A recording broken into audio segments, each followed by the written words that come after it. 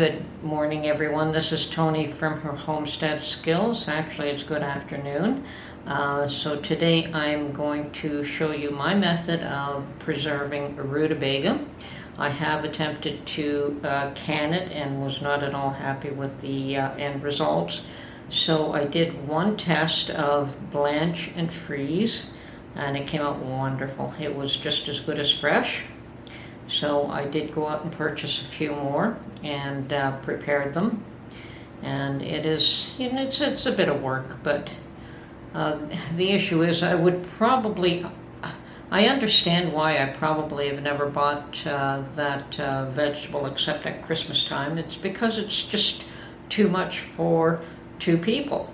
So unless you have a crowd, you waste most of it. So either that or it sits in the fridge as leftover, and you kind of have to have, it's a side, you know, you can't just eat it on its own. So you have to have some sort of a dish that you can eat with it. So even as a leftover in the fridge, it isn't all that beneficial. So, but actually cutting it up, blanching it and freezing it allows you to use whatever portion you need for however many people you're going to feed that day. So, and for us, 99.9% of the time, it's just the two of us. So one rutabaga could last for 3 or 4 different meals. So anyway, today I'm cooking and cleaning, or blanching and freezing 3 of them, and that should last us a good long time. So I'll walk you through the process now, and I hope you enjoy this video. Thank you. So for today's video, I am going to blanch and freeze the rutabaga. I tested one out and I really liked the flavor. I was not at all fussy on the canned version. Okay, the last one I've got here, and what I do is I cut it in half first. And sometimes you have to put quite a bit of weight on it to do that.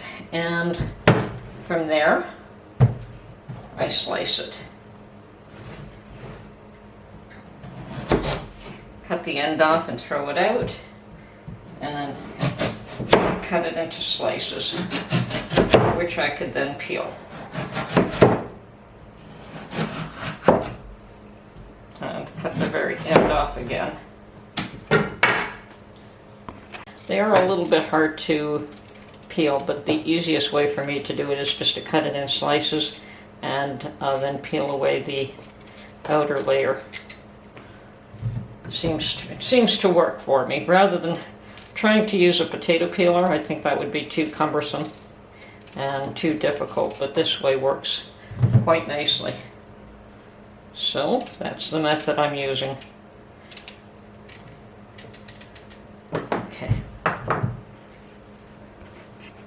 Okay, so I now have all my rutabaga peeled, sliced, and cut into cubes, and I've got a pot of water on the stove to boil, and we will blanch them for 3 minutes and then plunge them into cold water.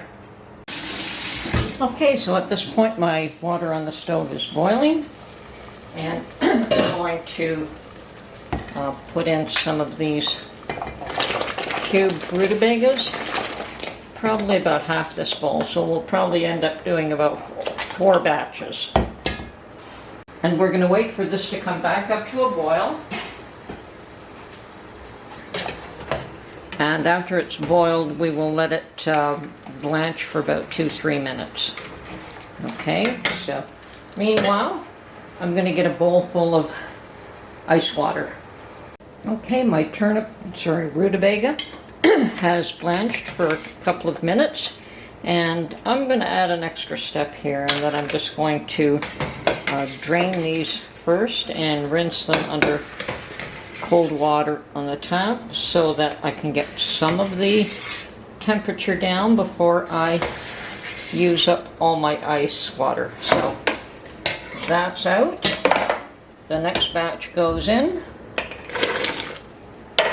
And we wait for this to boil again and blanch it for a couple of minutes.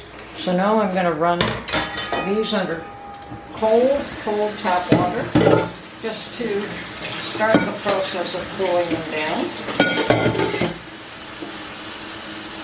And I do have my bucket of ice water here, which I will plunge them into in a minute. As I said, I just want to start the process here so I don't use all the ice I have. So that gives it a little bit of a cooling, and now the main cooling. So we'll let these sit in there for a little while, cool down, and then what we want to do is take them out, drain them, and put them on a cookie sheet so that they can dry out a little bit. Okay, they seem to have cooled down somewhat, so I'm going to take them out of my ice water bath and drain them a bit first again. Try to leave my ice cubes there for the next batch.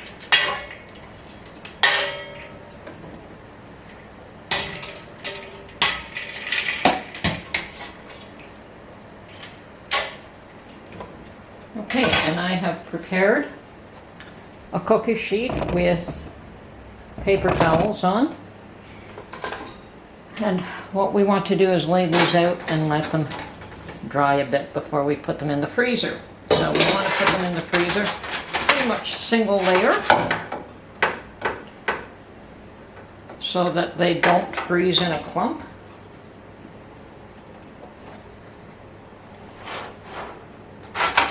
But first we want to dry them off somewhat. Okay, so I think that's going to use up quite a few of my cookie sheets and pans. Alright, so as soon as this is dried a bit more, I can remove it off the paper towel and put it on parchment paper and put it in the freezer.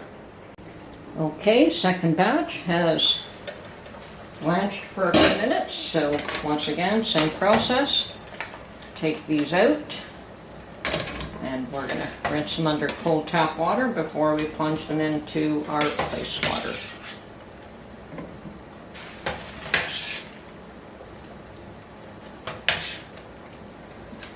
Okay, water rinse, and half the next batch.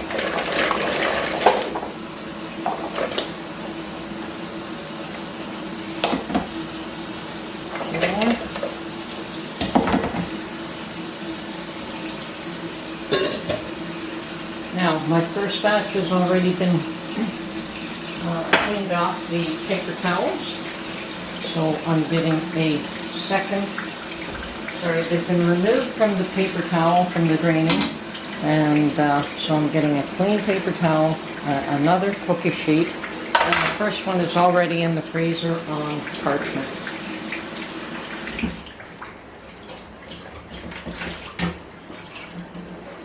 Okay, and these are being plunged into the ice water again. Give them a few minutes to cool before I put them on the cookie sheet. So, they're here, and we're going to let these cool down. And I will use another batch of ice for the balance of it. Okay. Okay, this batch has cooled down from being in the ice water.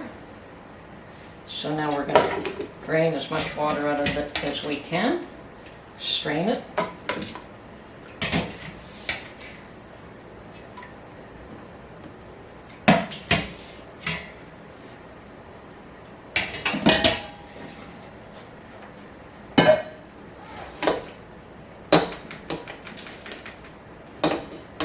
And I've got a fresh cookie sheet with fresh paper towels. I'm laying out this fresh batch once again on single layer to try and dry each one of these a fair bit before they go in the freezer. You can certainly take another paper towel and wipe the top, but if I just leave them for a few minutes, I'm happy with that. The water will drain off. As long as they're a single layer like this, it helps. And you can tell the paper towel is getting quite wet already. So, okay, so we'll put this one aside and let it dry for a while. Okay, and since I ran out of baking sheets, I've pulled out my pizza tray, which can double just as well for a drying tray for these. And I've got the other two already in the freezer with on parchment paper, as you can see. And this is the balance now, just draining and drying out a bit before I find a method of putting them in the freezer. Probably have to get a couple of smaller trays, but we'll let these drain and dry a bit first.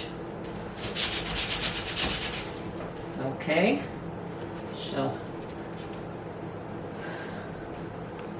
and then of course once they are frozen solid individually, and that's what you want, you do not want to put those in a pile and freeze them in a bunch, because they will just be one rock hard. You won't be able to separate them. And then after that, of course, you can use your Ziploc bags, and that's what I had this bunch in first, and then I just put it in a vacuum seal bag. So I can certainly still just cut this, take some out, and reseal and use the same bag again, so it doesn't hurt. But yes, that'll keep all the excess moisture out as well. But certainly I started off by putting it in a Ziploc bag first and made sure that every one of them was good and hard, because if you didn't do that, when you put them in your vacuum seal bag, it'll crush them. Okay, that is the process that I used. And this is the second time I've done this batch. I was absolutely positively pleased with the results of freezing, or blanching and freezing Rutabaga, and I was not at all happy with the results from canning Rutabaga, so I will probably never can it again. But I have blanched and frozen, I think that's 4 of them now, so I've got good supply for a good long time. So that's my video for now. I hope you enjoy it, and we'll catch you on the next one.